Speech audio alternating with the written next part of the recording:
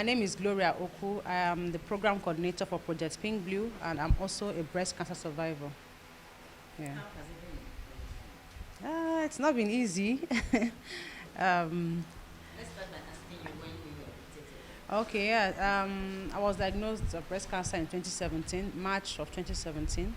Although I found out the lump sometime in 2016, and it took about 8 years of tests, 8 months of tests and scans to get to a conclusion that the tumor in my left breast was cancerous. So in 2017, I also did a mastectomy. And after that mastectomy, I declined further treatments, because of so many factors. One of them being lack of access to funds to continue my treatments. And the other one being the fear of chemotherapy. People tell you, oh, chemo will kill you, don't do these treatments and all that. So for these two reasons, I delayed treatments for about 18 months. And then the cancer returned, came back again. And I tried herbal remedy, and then I came back. Finally, I went back to the hospital to do the regular cancer treatments. So I did my chemotherapy, I did radiotherapy, and I'm on a 5-year hormonal treatment as we speak. Yeah, so that's how the journey has been so far. So how is the life now compared to that? You're much better? Yes, actually, I think mine wasn't caught that very late. So it wasn't like I was bedridden before I was diagnosed. So I've always been up and about. I've been able to manage myself well. But the truth is, managing cancer in Nigeria is difficult because the drugs are very expensive. There's this stigma also that comes with being diagnosed with breast cancer. Although I have been able to own my story, I tell my story, I'm comfortable with my story, I'm comfortable with my body, with who I am. And so the stigma doesn't get to me like it gets to some other people. So these factors, the stigma, the lack of access to money, lack of awareness, at the time I was diagnosed, I knew very little about cancer. So it delayed the actions I should have taken.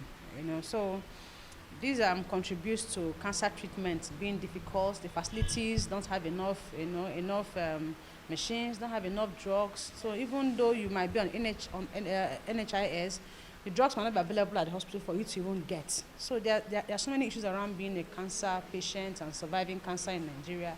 But I'm pulling through one day at a time. Good. In Nigeria today, Yes. so many people are still scared of Yes. this disease called cancer. Yes. Some resort to herbal medication, Yes. some resort to prayers. Yes. What is what are your words for such people? Okay, as someone who has also told that part in the past, I told you I also tried herbal medication. In fact, I subjected myself to surgery in the hands of herbal practitioners, people that are not trained doctors.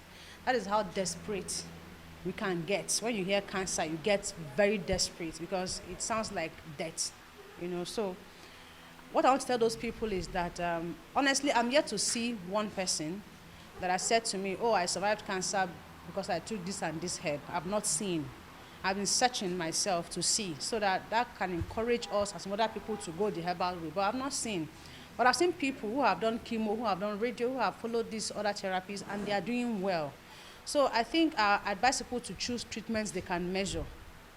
Because when I was at the herbal center, they don't run tests. The only test they run is to check if there are lumps, and then they cut you open, pull out the lumps, and leave the wounds open and be treating them open like that. You could even get infected. So there are so many dangers that come with going to these untrained people to take care of a treatment. An ailment as serious as cancer.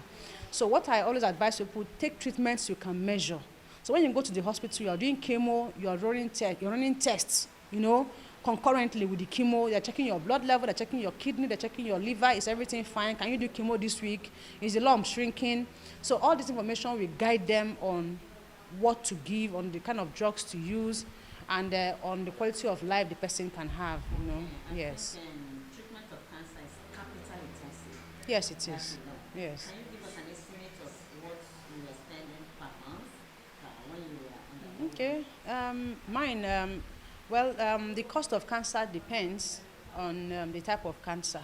So breast cancer, for instance, has different types, and some of them are more aggressive, and some of them are more, but some of them actually gulp money. Yeah, mine wasn't HER2 positive.